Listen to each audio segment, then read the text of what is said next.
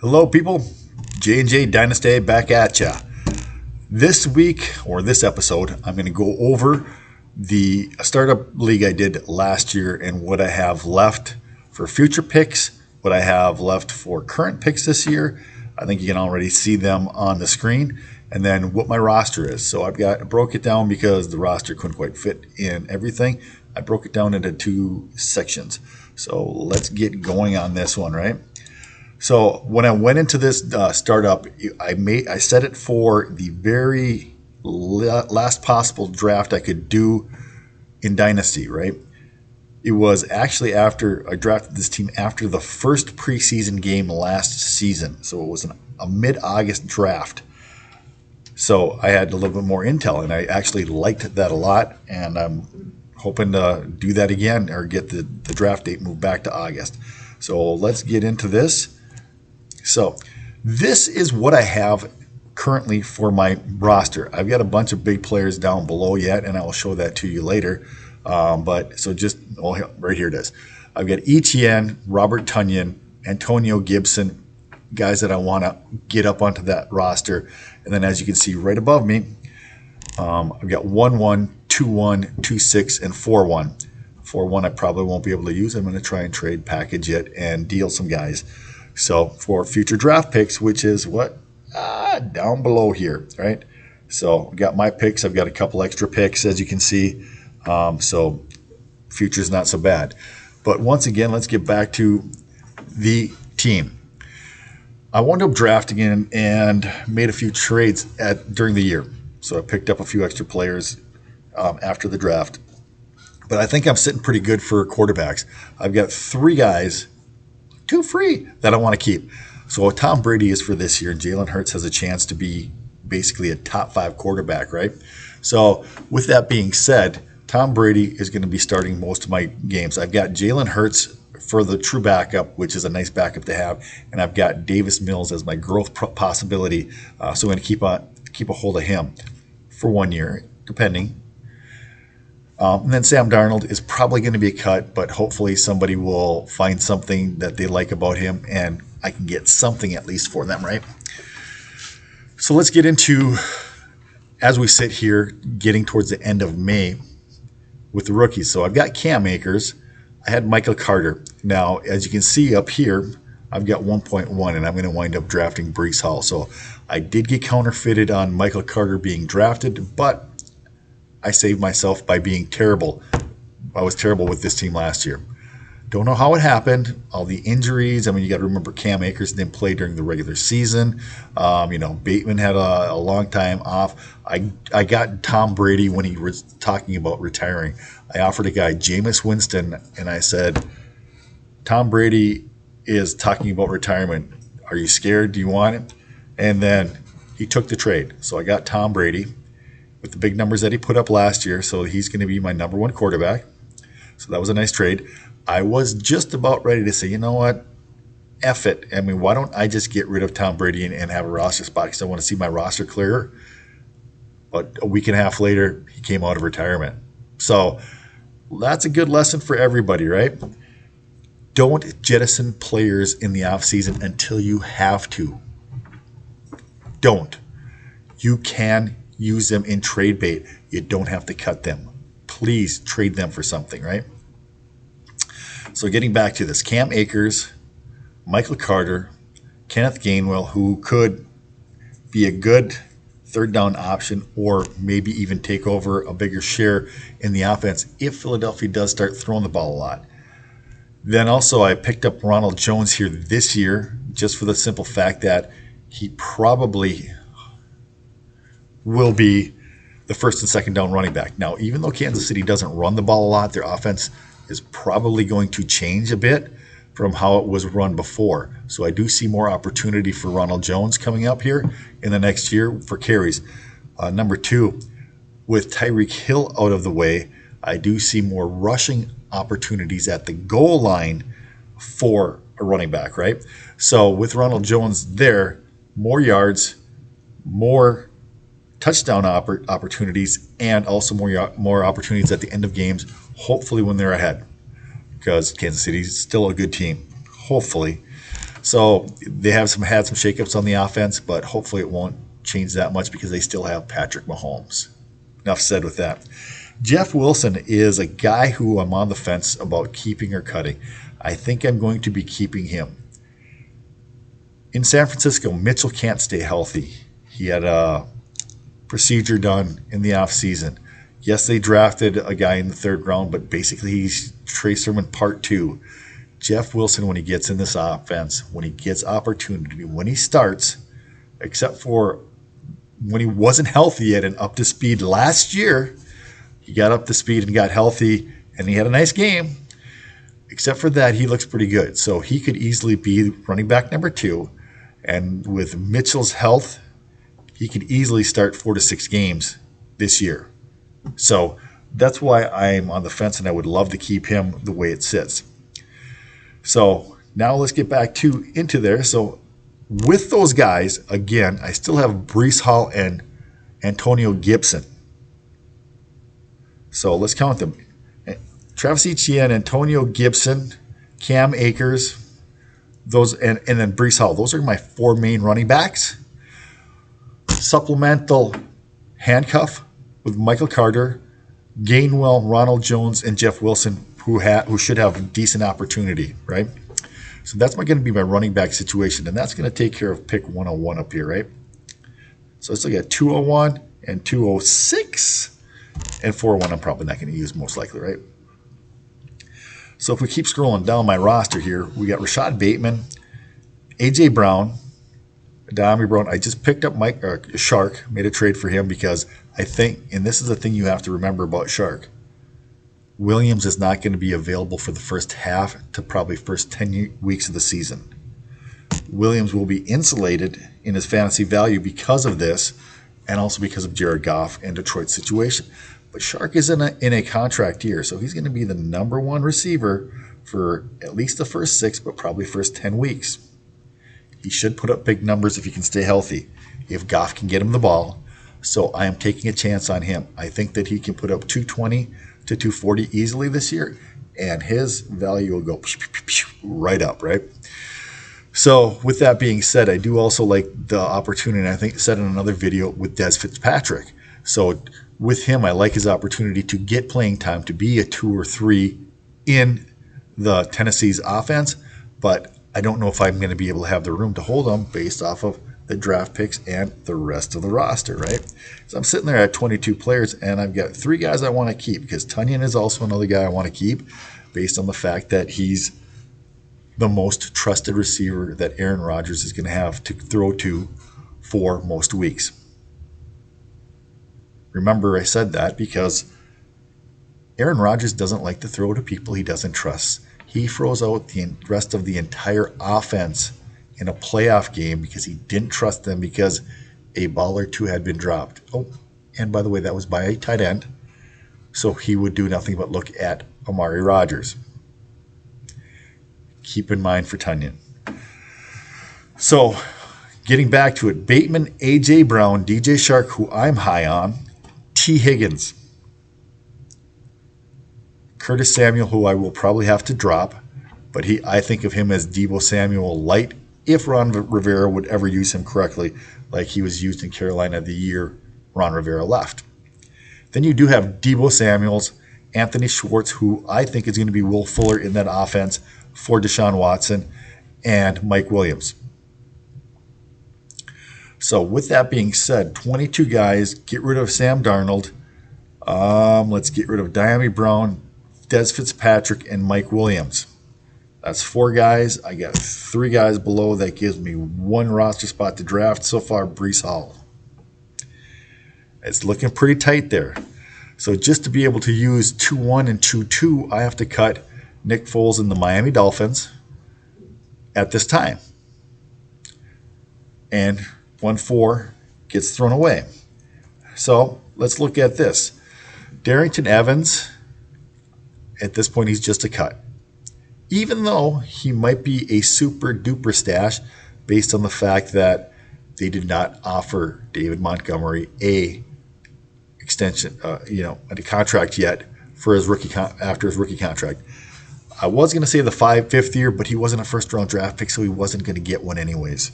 So, but he still has not been offered a contract, so they could easily move on from him and replace him with Darrington Evans. Or they could draft somebody next year. Yeah. So Darrington Evans may have a way to get some touches within the next year and a half, but that's probably too long for me to wait, especially with this team. So like I said, ETN, Tunyon, and then lower Gibson. Those are the guys. Amari Rodgers I do like.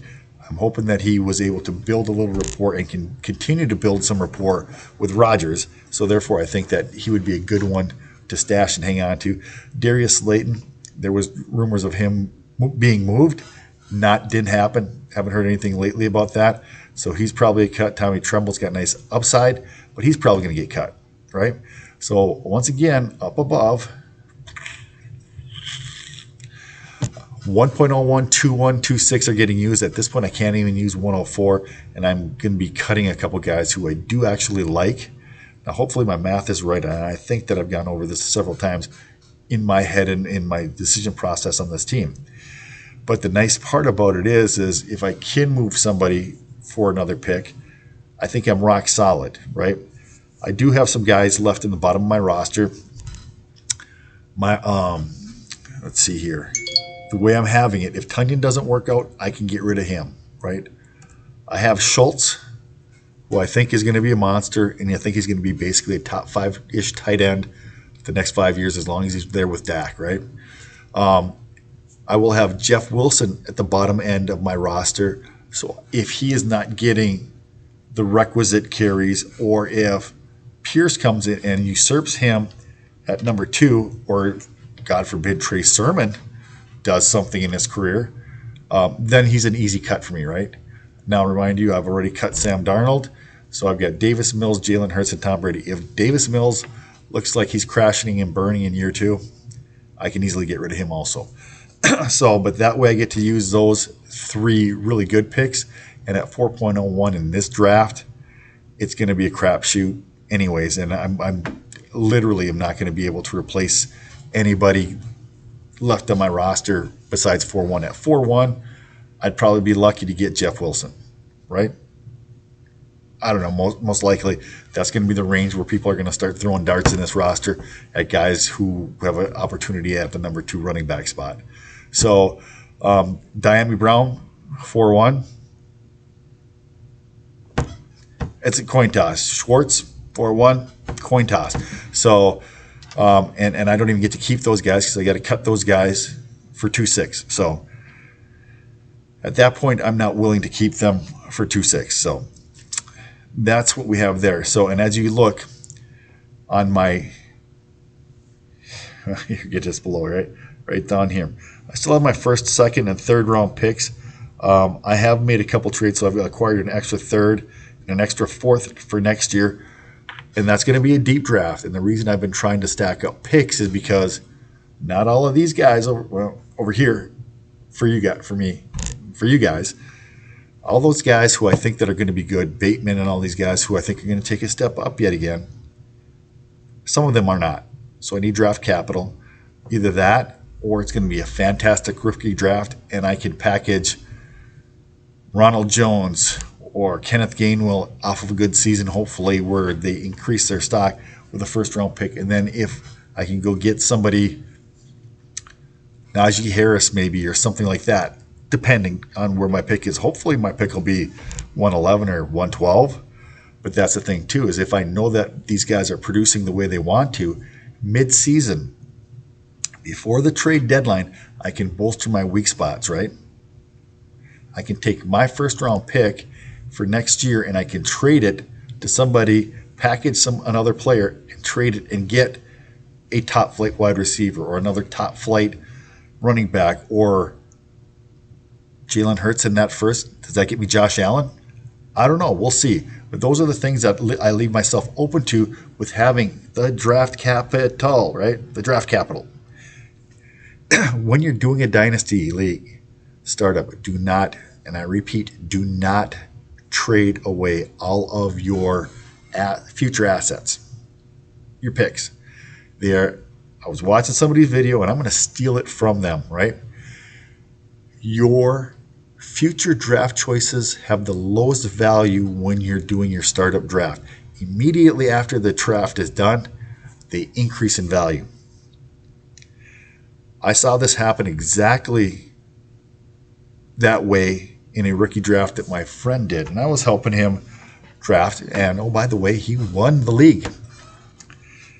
Everybody told him he had a crappy draft. I told him about round 10 that he was going to win the league, and he did. He actually had a friend of his make a wager with him saying that his team wasn't going to win 6 games. Won 11 or 12 games and won the league. So at any rate, what happened with them in the startup league, he wound up drafting Jonathan Taylor. I think it was 3rd or 4th. A guy came at him and said, I'll give you my 1st, 2nd, and 3rd round picks for the next 2 years for Jonathan Taylor. Plus, switch picks. You move up, I'm on the clock. I switch picks with you or whatever. He moved twice. So basically, he got 1st, 2nd, 3rd round pick. With the traded pick, he got Brandon Cooks, and he wound up getting Henry Ruggs. Now, this is where it comes in beautiful again. He gave up Jonathan Taylor, but he'd also drafted Ezekiel Elliott, David Montgomery, and Antonio Gibson, and somebody else already. So he was hoarding running backs, right? But he was going for older receivers who were good. Adam Thielen, Brandon Cooks, guys like that who were highly useful on a week-to-week basis, but didn't have a lot of value. So he was wound up picking those guys up 10th, 11th, 12th rounds, right? Last year. Well, not Thielen last year. I don't remember what round it was, but something like that. Give me 1 second. So when this trade was made, those were the assets that he had. During the season, because he had so many assets that he got for cheap. Now, Jonathan Taylor, mind you, is cheap, is not bad, but he overpaid for him, right? During the season, he took Henry Ruggs right before the accident, packaged him with that guy's 2nd round pick, and received a 2nd rounder, and Ruggs received Deshaun Watson last year. So now think about this. Because he literally didn't, he got the 2 players and he didn't give one back, right? As it says, for Jonathan Taylor, he got 2 firsts, 2 second, or 2 firsts, 1 second, 2 thirds, Brandon Cooks, and Deshaun Watson. Do not, in a startup draft, give away your assets. He gave away his 1st overall pick and won the league, and now he's a monster with assets to burn. Because, and I told him this, I said, you're going to draft older players. If you make that deal, you'll win the league this year, but you can replace those guys over the next 2 or 3 years. The old guys, you can package them with 1st round picks or make the picks or just trade them off for nothing or lower value, but you can replace them with young guys. Whether you draft them or, better yet, use that asset to go get the guy that you want, as he did with Deshaun Watson. So basically, that's an FYI about a good start, what I consider a good startup league. And I think that it's worth revisiting. When I did this league, I concentrated on younger players, right? 1st, 2nd, and 3rd year type players, because I wanted it to last a while. I wanted some upside, but I did not want to be just drafting every stupid rookie that was out there. If you're doing that, you will not win either, because the hit rate on rookies is not that high. If you draft 20 rookies, you're not going to have 10 quality starting guys. And what are you going to do? You're going to be drafting high again, and then you're going to want high draft picks again, and you're going to trade anything you have for more high draft picks. And I've seen guys do that. You don't want to be that guy. I mean, if you like making trades and losing, be that guy. I like making trades and winning. So this team, I figured I was going to be in the running for the championship on a startup league. Just had way too many injuries. I got 1.1 out of it, and it's going to serve me brilliantly for years to come. Jalen Hurts, Cam Akers, Antonio Gibson, Travis Etienne, Breece Hall. Right? That's a pretty good start. Oh, let's just go over the high points of the running back. Rashad Bateman right now, after the trade of A.J. Brown. Oh, I got A.J. too, right? You can see him right there. T. Higgins. Oh, yeah, he's pretty good too. Yeah, thumbs up, right? Deebo Samuel. Mike Williams. They claim he's a top 40 guy. I'm not the biggest fan of him, but hey, he produces. Just right there, that's 1, 2, 3, 4, 5 highly valued wide receivers already. Replace another one with 2-1. There you go. That's how you do it. I've got 2 guys who nobody wanted last year. Dalton Schultz, I told everybody that he was going to be the guy. Everybody argued with me. I've got a bunch of shares of Dalton Schultz. Here's you, Dalton. I was wrong about Tunyon last year. Got him. He got injured. Rodgers wasn't throwing to him. Oh, wow. That was probably loud. Sorry about that. And I'm taking the same shot at him on him right there. Unless I can move up and get another monster tight end. Believe me, I feel that the defenses and the kickers are all replaceable. Once you start hitting the bye weeks, people are going to be dropping the kickers and defenses that they like. By that time, you're going to know who's going to be good. Pick somebody up then. You don't need to hold on to them through the draft. It gives you an extra month and a half to 2 months to figure out the value of these guys and to make a couple more trades to get rid of guys because other people drafted poorly. So you can do what? Add more assets all the way down in here, right? So I picked 2-1. Some guy really wants him. After I got him for 2 months, a month and a half, I get another first-round pick for next year, right? Or the year after, or a first and a second, or whatever. That's how it's a dynasty league. Build and build and build and build. So I think I've got a good start on it. Hopefully I can move a couple guys over here yet.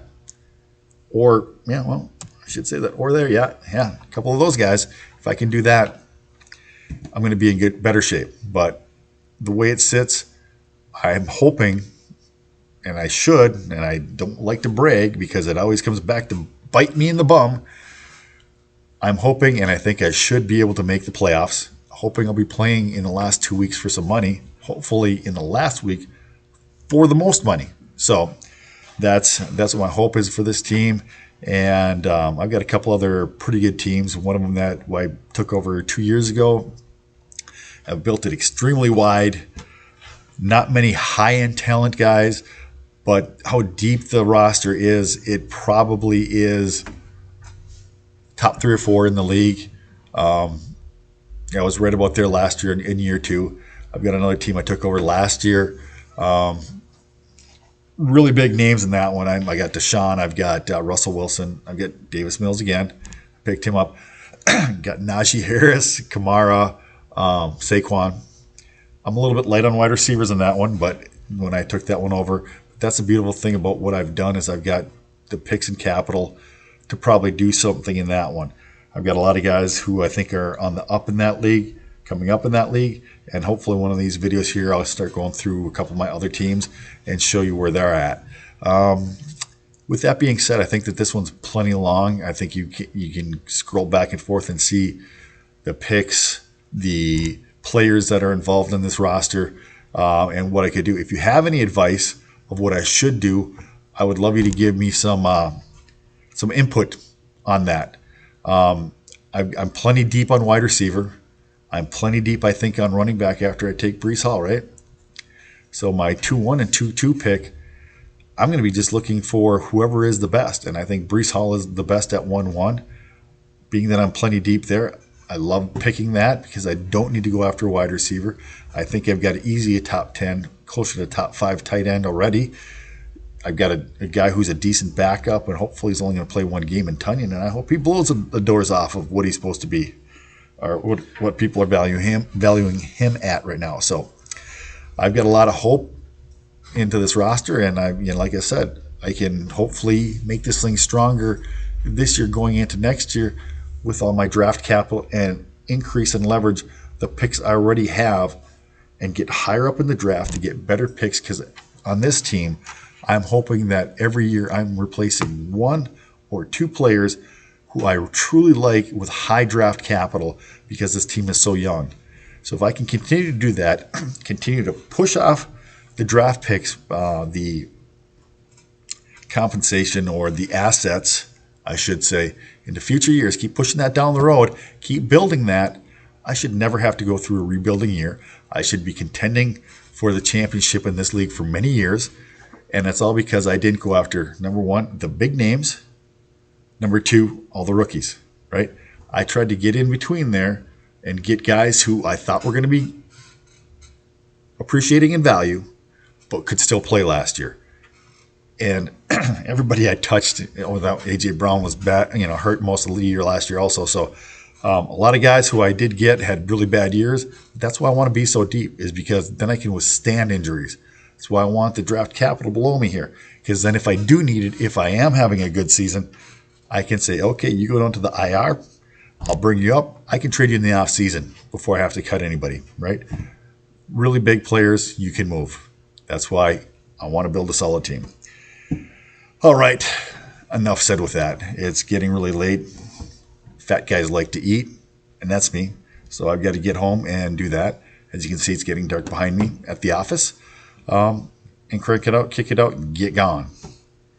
Till then, happy trading. Oh, I should say, J&J Dynasty for one quarterback PPR leagues. No Superflex. No tight end premium.